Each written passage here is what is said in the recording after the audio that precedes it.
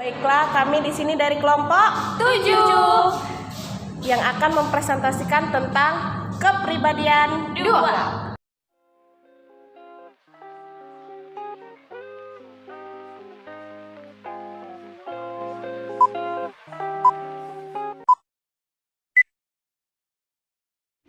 Assalamualaikum warahmatullahi wabarakatuh. Perkenalkan saya Syahrikah, NPM 20020041. Baiklah, di sini saya Rohdiani Salsabila, NPM 20020034. Saya Fitri Salsabila, NPM 20020040. 아직 잠깐만, are you ready? Perkenalkan saya Syahrikah, NPM 20020041.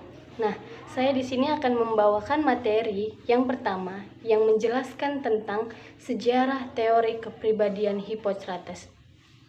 Hippocrates adalah tokoh zaman kuno seperti Plato, Aristoteles, dan juga Socrates. Mungkin tokoh tadi yang saya sebutkan gak asing ya di telinga kita. Nah, Hippocrates ini adalah ahli kedokteran teman-teman, dan ia dijuluki sebagai bapak ahli ilmu kedokteran. Ajaran tipologi Hippocrates Galenus sudah berjalan beratus-ratus tahun sejak abad ke-5 sebelum Masehi sampai sekarang, dan masih saja menjadi wacana akademik, paling tidak mempunyai nilai historis. Selain itu, ajaran tersebut memberi inspirasi kepada kita studi kepribadian dan dasar konstitusi tubuh bagi Kretschmer. Dan Hippocrates adalah tokoh filsuf dari Yunani. Ia berpendapat bahwa dalam diri manusia ada 4 jenis kepribadian. Yang pertama, sanguin. Yang kedua, korelalis. Yang ketiga, melankolis. Dan yang keempat, phlegmatis. Nah, yang pertama adalah sanguin. Sanguin lebih ke ekstrovert, kebalikan dari introvert, teman-teman. Dia lebih ramah, lebih bersemangat, suka berbicara, dan terlihat mencolok di suatu kelompok. Yang kedua adalah korelalis. Ia memiliki sifat terlebih keras kepala, tapi optimis, suka memimpin, dan bersemangat tapi penuh emosional. Yang ketiga adalah melankolis. Melankolis lebih sensitif tetapi juga analis, pendendam, dan lebih mudah melihat sisi negatif. Dan yang terakhir adalah phlegmatis. Orang yang memiliki sifat phlegmatis adalah orang yang penyabar, suka mencari solusi tercepat, teratur, selera humornya lebih tinggi, dan mudah bergaul. Nah, itu sajalah yang bisa saya sampaikan. Kurang dan lebihnya saya mohon maaf. Dan materi yang kedua akan disampaikan oleh teman kita, Rohdiani Salsabila. Silahkan. Baiklah, di sini saya Rohdiani Salsabila, NPM 20020034 akan menjelaskan tentang 4 macam tipe topologi Hippocrates Galenus. Yang pertama, sanguinis atau darah. Sanguinis ini mempunyai tipe kepribadian yang khas, yaitu dia memiliki sifat seperti sedikit kekanak-kanakan. Dia sangat mudah bergaul, walaupun ia baru mengenal orang tersebut. Dia suka bicara, dan sanguinis ini mempunyai sisi negatifnya juga loh, yaitu dia egois, mudah emosi, pelupa, terlambat dalam berpikir, dan dia akan membesarkan hal yang kecil menjadi besar. Dan yang kedua ialah koleris atau empedu kuning. Manusia memiliki kepribadian ini, dia memiliki jiwa kepemimpinan yang besar, yaitu karena apa? Koleris ini selama hidupnya dia selalu ingin bekerja keras, dan ada sisi negatifnya juga. Dia suka memerintah orang, tapi dia tidak suka loh diperintah. Dan dia ini mudah terpancing emosi, tidak sabar orangnya, dan tipe ini juga bisa dibilang keras kepala. Yang ketiga, melankolis. Melankolis ini manusia yang bersifat analitis, suka memperhatikan orang lain. Ayo, siapa yang suka memperhatikan orang lain? Dia juga hemat, menyukai perhatian, dan serius juga orangnya ya. Dia juga orangnya agak sensitif sih kalau melankolis ini. Seringkali juga dia memandang masalah dengan sisi buruknya saja, sisi baiknya tidak dipandang sama dia. Serta dia ini bersosialisasi dengan baik juga. Baik orang yang melankolis ini berbakat menjadi orang pengusaha yang sukses dan hebat. Yang keempat ialah phlegmatis atau cairan lendir.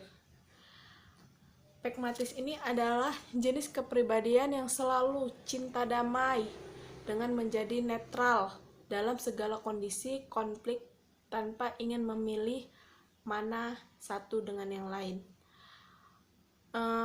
Kepribadian ini senang menjadi pendengar saja, ingin memilih mana satu dengan yang lain. Kepribadian ini senang menjadi pendengar saja, tidak mau dia menjadi pelaku ceritanya. Kepribadian ini mempunyai selera humor yang bagus, mudah bergaul, serta suka mencari jalan pintas. Tapi sisi negatifnya, individu ini tidak suka dipaksa dalam hal apapun.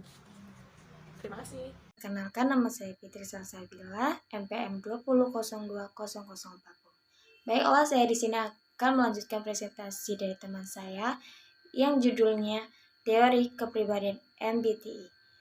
MBTI atau biasa disebut Myers-Briggs Type Indicator adalah psikotes yang dilakukan untuk mengukur preferensi dasar dalam psikologis dalam diri seseorang.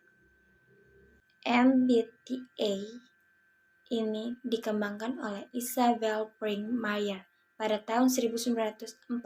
Tujuan dari pembuatan MBTI adalah untuk menemukan teori tipe dasar psikologis.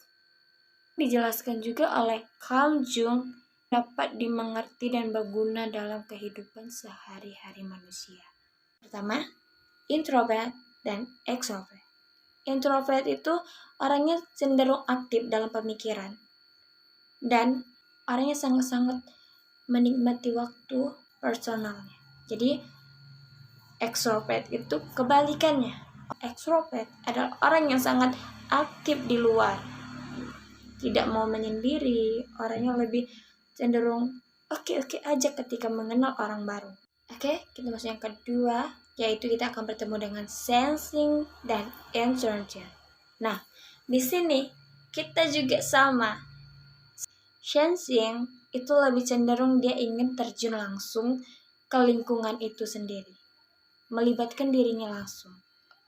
Sementara kalau intuition itu berbeda. Sebaliknya, dia akan berimajinasi terlebih dahulu, berpikir abstrak, bagaimana dia ke depannya harus berteman bagaimana.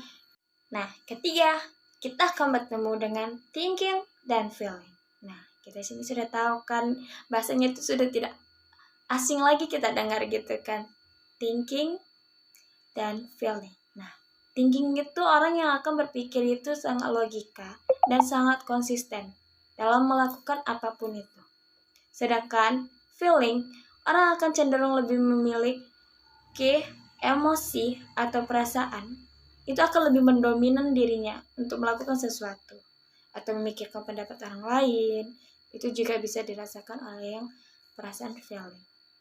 Keempat, kita akan bertemu dengan jogging dan forecasting.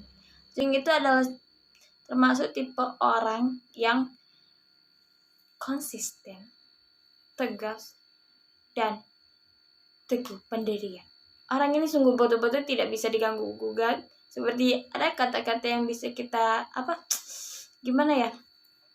kata-kata yang cocok untuk dia itu seperti you, simple, dan comfortable. Orangnya seperti itu. Dan sedangkan for camping itu orangnya lebih fleksibel. Oke aja apa yang dilakukan dia, apa yang sudah dilewati atau belumnya, dia akan enjoy. It's okay gitu.